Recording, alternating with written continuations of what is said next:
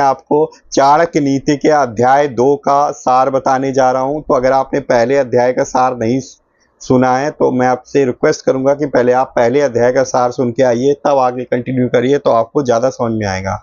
तो इस सेशन में जो सार है, ठीक है, उसको कुछ वर्ड्स में गए। यहाँ पे स्त्रियों की दशा का वर्णन किया गया है दोस्तों, ठीक है। और अब मैं आपको बता रहा हूँ, मनसा चित्तम कार्यम, अर्थात मन से सोचे हुए कार्य को वाणी द्वारा प्रकट नहीं करना चाहिए, परंतु मनन पूर्वक भली भांति सोचते हुए उसकी रक्षा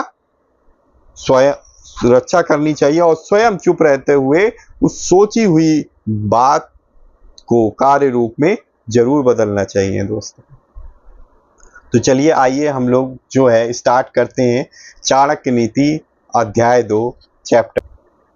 तो दोस्तों इस अध्याय में चाणक्य जी ने स्त्रियों की दशा का वर्णन किया है, ठीक है। तो उसी का पूरे अध्याय का मैं आपको सार बता रहा हूँ, समरी फॉर्म में बता रहा हूँ दोस्तों, ठीक है। एक्चुअली देखो, हम लोग ये सब जानते हैं कि देखो कोई भी पर्सन है वो कभी 100% सही नहीं है, कोई ना कोई दोस्त हर एक में दोस्तों होता है, मेरे अंदर में है, सबके अंदर में है। पर क्या है, कोई किसी काम में निपुण है, कोई किसी काम में निपुण है, मतलब हर लोग में अपने आप में एक यूनिकनेस है, ठीक है, जो मुझको आप लोगों से भिन्न बनाती है, यूनिक बनाती है, अलग बनाती है। उसी तरीके से आपके पास कुछ ऐसी यूनिक स्किल्स होगी, ठीक है, जो आपको औरों से यूनिक बनाती है, ठीक है दोस्तों।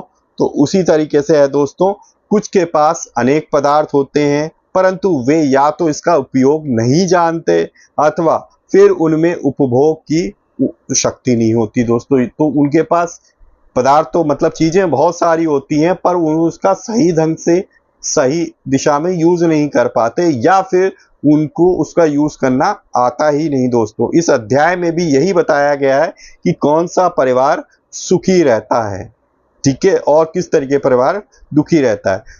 सुख उसी परिवार को प्राप्त होता है जहां सब एक दूसरे का सम्मान करते हैं और एक दूसरे से श्रद्धा भाव रखते हैं, अर्थात पुत्र को पिता और पिता को पुत्र का ध्यान रखना चाहिए, ठीक है दोस्तों।